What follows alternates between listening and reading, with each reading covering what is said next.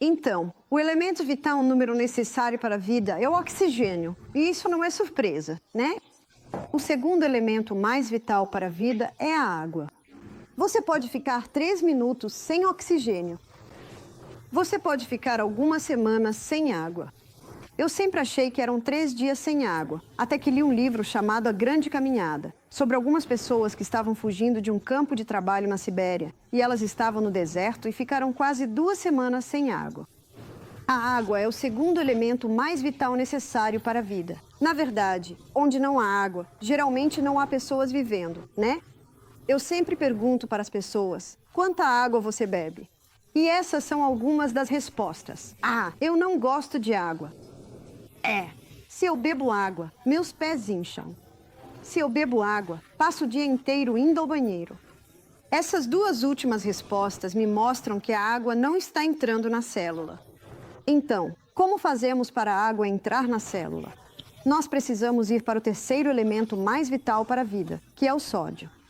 O quarto elemento mais vital para a vida é o potássio. Na natureza, encontramos a maior quantidade de sódio na água do mar, e a água do mar contém 92 minerais.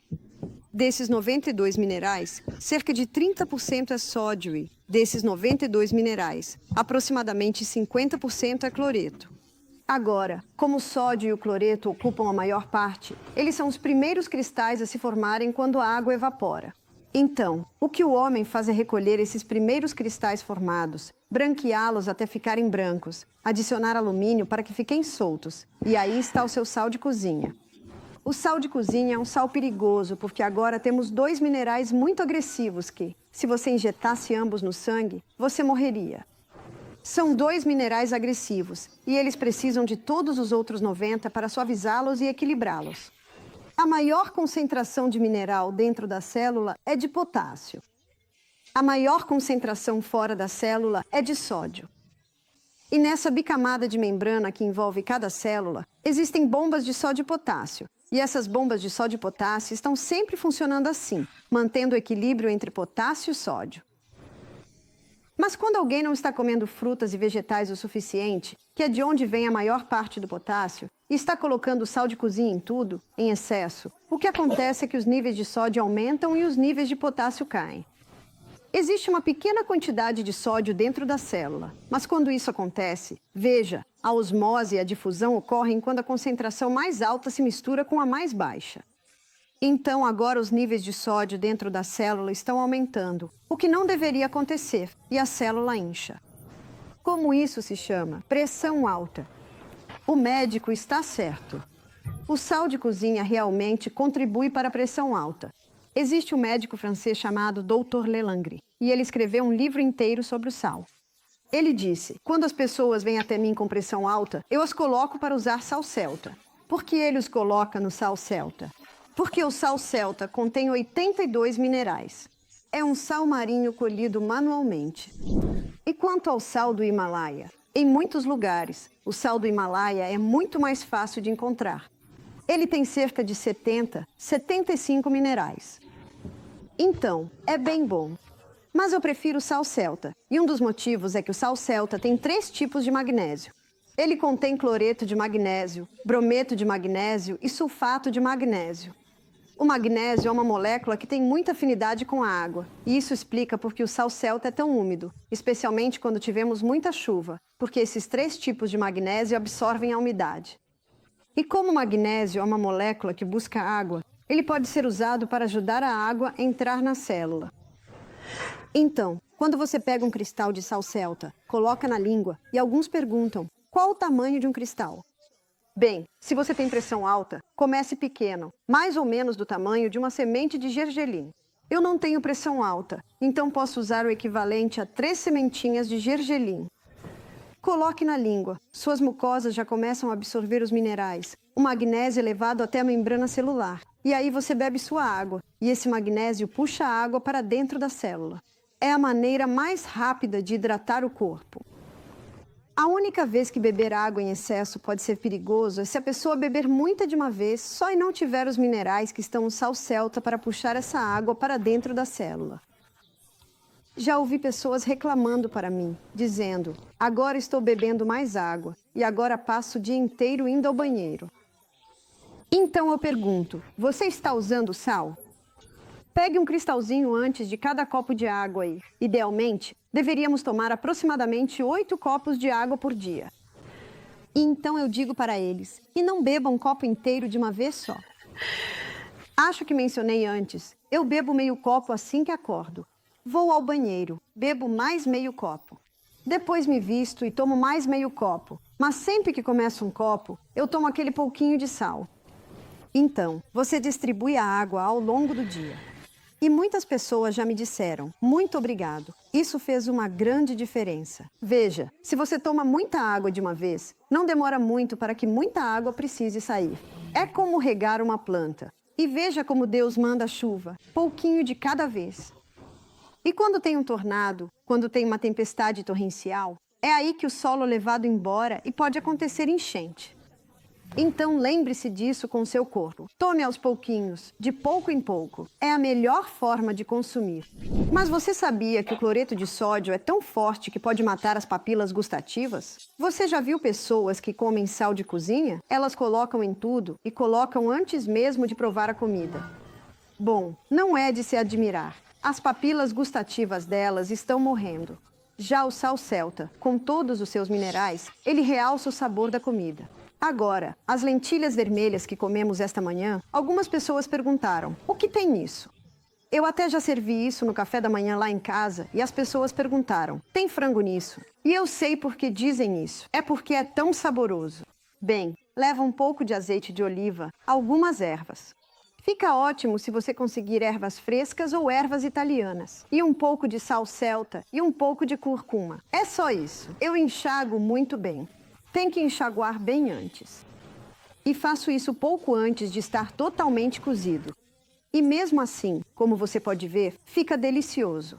Veja, eu não me interesso em cozinhar cebola e alho e...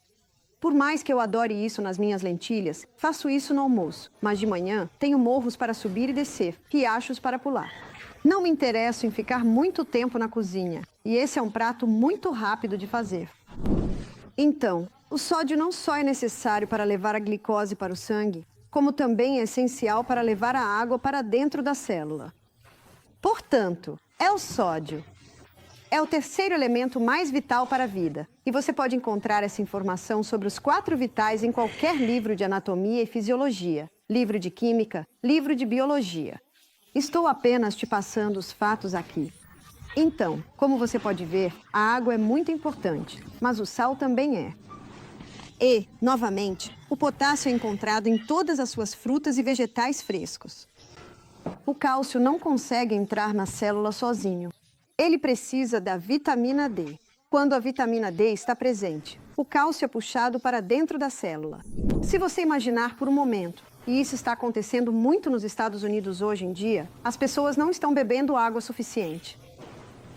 Elas não consomem o sal integral e, definitivamente, não comem muitos vegetais verdes, que é onde está o magnésio. Então, a pouca água que elas consomem não está entrando na célula. Elas não saem ao sol porque têm medo de pegar câncer de pele, então não estão recebendo vitamina D. O cálcio não consegue entrar e os minerais também não. E elas estão tentando perder peso, então ouviram muito do que a mídia fala, de que você tem que cortar a gordura porque gordura engorda. Então, elas seguem uma dieta rica em carboidratos. Lembra o que a gordura faz? Ela te dá satisfação, saciedade, aquela sensação de estar cheio. Mas se você não consome nenhuma gordura, você só come, come, come, come, come e come. O pacote inteiro de biscoitos vai embora. O pacote inteiro de batatas fritas também. Ali, quase não há. Não existe um sinal no seu corpo que diga: chega. É a fibra, a proteína e as boas gorduras que vão te dar esse sinal. Então, elas seguem uma dieta rica em carboidratos, achando que se cortarem totalmente a gordura, vão emagrecer. E você consegue ver o que está acontecendo? A água não consegue entrar, os minerais não conseguem entrar, a glicose não consegue entrar. E o corpo diz: o que vamos fazer? Porque lembre-se, este é o centro nervoso do corpo humano. O que vamos fazer? E o corpo diz: temos uma última carta na manga. Vamos simplesmente forçar isso para dentro da célula. Isso é pressão alta. Então, a pressão alta pode ser resultado de desidratação. Pode ser resultado de deficiência de minerais, deficiência de magnésio. Pode ser resultado de deficiência de vitamina D. Pode ser resultado de uma dieta rica em carboidratos e açúcar. Pode ser resultado de inatividade. Então, há uma série de fatores que podem se juntar e contribuir também. Eu gostaria de te levar para dentro e mostrar algumas funções do corpo e como elas são afetadas pela desidratação. Então, vamos começar pela boca. Você sabia que, em um estado de desidratação crônica, é produzida saliva em excesso? Algumas pessoas acham que boca seca é um sinal de desidratação. É sim, e saliva em excesso também pode ser um sinal de desidratação. Veja, quando não entra água suficiente no corpo, e quanto de água deveria entrar? Vamos fazer uma avaliação disso. Então, para sabermos quanto de água deve entrar, precisamos olhar quanto está saindo pelos rins. Nos nossos rins, nós urinamos uma perda de 1,5 litro. Agora, 1 litro é o mesmo que 1/4 de galão. Então, provavelmente é melhor, já que estou falando para um público americano, dizer perda em quartos de galão. Perda de 1,5 quarto de galão. Pela pele, pode ser uma perda de 0,5 quarto de galão. Pelo cólon, uma perda de 0,3 quarto de galão. E pelos pulmões, é cerca de 0,2 quarto de galão perdido. Então, isso equivale a uma perda de 2,5 quartos de galão por dia. 2 quartos de galão são 8 copos. Ou seja, 10 copos de água de 240 mililitros são perdidos do corpo por dia. E nós não temos um tanque reserva nas costas, temos? A única água que entra é a água que ingerimos. Então, devemos beber pelo menos 2 quartos de galão por dia. No mínimo. Mas, se possível. Agora, no momento, como você está fazendo sauna a vapor todos os dias, eu não ficaria surpreso se você estivesse perdendo cerca de 0,8 quarto de galão pela pele, porque você transpira bastante. A outra metade pode vir das frutas e vegetais, talvez dos chás de ervas ou suco de vegetais ao longo do dia. Então, é essa quantidade de água que precisamos. E o Dr. Batman Geld mostrou que o primeiro lugar onde sentimos essa perda de água, se não estivermos repondo, o corpo entra em um tipo de gerenciamento de seca e libera um hormônio para lidar com essa situação. Chama-se histamina. E se alguém tem uma resposta alérgica a alguma coisa, o que é que dão para essa pessoa? Antihistamínicos. Você sabia que o melhor antihistamínico é simplesmente água? Então, o primeiro lugar de onde a água é retirada para tentar manter o volume sanguíneo completo nas veias e artérias é o revestimento do estômago. Temos uma parede mucosa espessa revestindo o estômago, e agora ficamos com uma parede mucosa muito fina. Agora, nessa parede mucosa, há bicarbonato de sódio, e o bicarbonato de sódio está na parede mucosa para neutralizar qualquer ácido do estômago que possa tentar atravessar, basicamente protegendo contra úlceras estomacais. Então, o que é uma úlcera estomacal? É basicamente uma quebra de... Quando sentimos o cheiro da comida e começamos a mastigar, ácido clorídrico. Aqui está o ácido clorídrico. O ácido clorídrico é liberado, e o ácido clorídrico se conecta com o pepsinogênio para liberar a pepsina, que quebra as proteínas, mas o ácido clorídrico faz outra coisa. Ele é antifúngico, antibacteriano, então tem a capacidade de eliminar esses caras. E, assim que o ácido clorídrico está prestes a descer e eliminar esses caras, ele toma um grande copo de água. E o que a água faz com o ácido clorídrico? Ela simplesmente dilui o ácido. Então, a Helicobacter pylori está lá devorando o tecido morto e pensa, ufa, essa foi por pouco. Mastigar, mastigar. Quando alguém vem até mim com Helicobacter pylori, uma das primeiras coisas que faço é aumentar o ácido clorídrico dessa pessoa. Porque se você aumenta o ácido clorídrico, lembra qual é uma das funções dele? Antibacteriano, antilevedura, antifúngico. Agora, não estou criticando os médicos que descobriram que a Helicobacter pylori causa úlcera no estômago. Ela está lá. Ela realmente tem um papel. Mas por que ela está lá? Você consegue perceber isso? E, infelizmente, no conselho que concede os prêmios Nobel, há representantes das indústrias farmacêuticas. Então, não vamos nos aprofundar nisso. E com certeza não estou dizendo que as pessoas que ganham o prêmio Nobel não merecem. Com certeza merecem, por causa do seu grande trabalho. Mas eu só estou apresentando os fatos para você. Estou apenas te mostrando anatomia e fisiologia básicas. O Dr. Batman Geld, vamos chamá-lo de Dr. B. Ele descobriu que o primeiro lugar onde perdemos água é o revestimento do trato gastrointestinal. Ele também descobriu que, se você descer pelo trato gastrointestinal, chega ao pâncreas, e o pâncreas libera 2 hormônios no sangue para ajudar a equilibrar os níveis de açúcar no sangue. Esses são a insulina e o glucagon. Mas se você está desidratado, esses hormônios não são produzidos como deveriam. Então, pessoas desidratadas podem ter esse fator contribuindo para o diabetes. Ele também descobriu que há hormônios liberados pelo pâncreas para finalizar a digestão. Existe a lipase pancreática para finalizar a digestão do amido. Desculpe, digestão de gordura. Existe a amilase pancreática. É ela que finaliza a digestão do amido. Há a tripsina e a quimotripsina, que finalizam a digestão das proteínas. Agora, todos eles são feitos de água. Se você não tem água suficiente, sua digestão vai ser prejudicada. Em cada etapa, a água é necessária para todas as funções do corpo. Então, não é à toa que o Dr. B intitulou seu livro. Quando uma pessoa apresenta um sintoma de doença, ele diz: deve ser um dos muitos pedidos de socorro do corpo por água. Esse é o título do livro dele. Nossas células cerebrais encolhem quando não tem água suficiente. Dores de cabeça são comuns quando não temos água suficiente. Padrões de pensamento negativos podem se desenvolver quando nossas células cerebrais não têm água suficiente.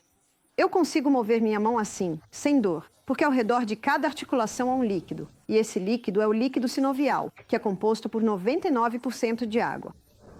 Em um estado de desidratação, o corpo pode retirar um pouco de água dali para manter o volume sanguíneo completo nas principais artérias e veias. Então, se eu sinto dor ali, talvez seja chamado de artrite, mas na verdade, pode ser apenas um estado de desidratação. Nosso globo ocular se move em água. Portanto, precisamos de água em cada etapa. Além disso, nossos pulmões. Agora, na base dos nossos pulmões, vou desenhar um pequeno esquema dos pulmões para que você entenda isso. Então, aqui estão nossos pulmões. Esse é um pulmão. Então, sua traqueia se divide e desce, e depois se divide novamente em pequenos brônquios. É um processo e tanto. E então, no final de cada brônquio, parece um pequeno cacho de uvas, mas são os alvéolos. Então, no final dos brônquios, você tem os alvéolos, e é aqui que ocorre a troca gasosa. Sobre cada alvéolo, existe uma pequena rede de capilares sanguíneos, e é nessa rede de capilares que o oxigênio é captado dos alvéolos e o sangue libera o dióxido de carbono, que nós respiramos. Em cada alvéolo, há uma minúscula gota de água aí, por causa da tensão superficial da água. Quando você expira, aquele pequeno alvéolo colapsa, o que permite que todo o dióxido de carbono, ou a maior parte dele, seja expelido, para que agora, ao inspirar, você possa absorver mais oxigênio. Em um estado de desidratação, aquela pequena gota de água não está como deveria, o que significa que o alvéolo não colapsa totalmente quando você expira, o que faz com que você não consiga obter toda a sua cota de oxigênio. Mas o que também acontece é que o corpo, para evitar a perda de água, pode começar a contrair os alvéolos, pequenos brônquios, para que não percamos água. Então, um dos sinais de desidratação pode ser a respiração constrita, respiração apertada. O sangue fica muito espesso durante a desidratação. Nosso sangue precisa ser bem fluido para que o coração possa bombeá-lo facilmente, para que as pequenas unidades de filtragem dos nossos rins possam filtrá-lo com facilidade. Portanto, a água é necessária para todas as funções do corpo. Eu vou